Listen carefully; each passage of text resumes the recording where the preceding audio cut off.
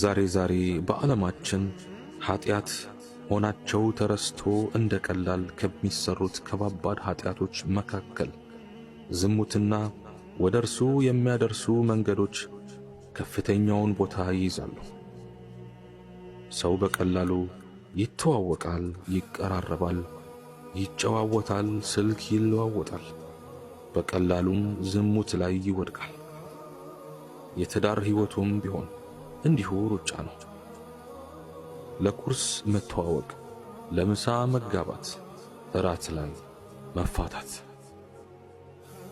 ኢስላም የሰው ልጅ የተፈጠረበትን ተፈጥሯዊ የስሜት ባህሪ አይጠቀምበት፣ ያፍነው፣ ሲፈልግም ይፈንዳ ብሎ አልተጫነውም።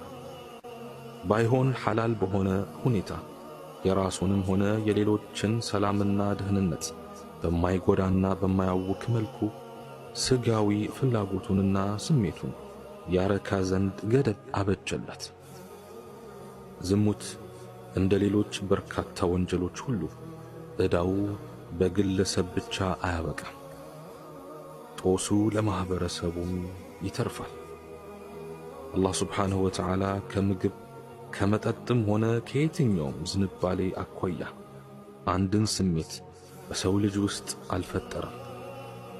ለዚያ ስሜት መፍትሄ የሚሆን የጠራና ሐላል የሆነ መንገድ ያስቀመጠለት ቢሆን እንጂ። በኢስላም ወሲብ ሕጋዊ ነው። ነገር ግን ሕጋዊነት የሚኖረው ሕጋዊ በሆነ መልኩ የተፈጸመ እንደሆነ ብቻ ነው።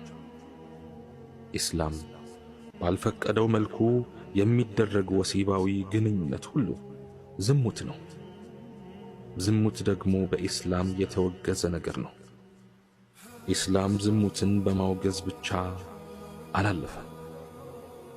አላህ ሱብሓነሁ ወተዓላ ገና ከመነሻው አትቅረቡ ብሎ የመከረን ሲሆን ለፈጻሚውም የቅጣቱን ደረጃ ከፍ አድርጎታል እንዲህ በማለት ولا تقربوا الزنا إنه كان فاحشة وساء سبيلا ዝሙትንም አትቅረቡ እርሱ በርግጥ መጥፎ ሥራ ነውና መንገድነቱም ከፋ።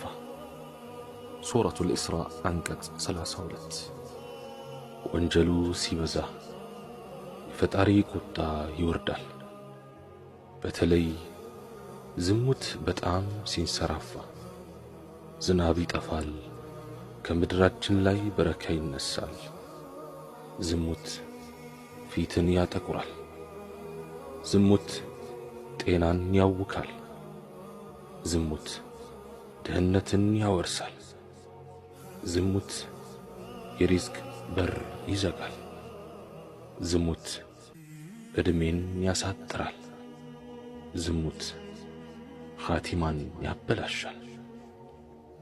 ዝሙት የሚከፍሉት ዕዳ ነው።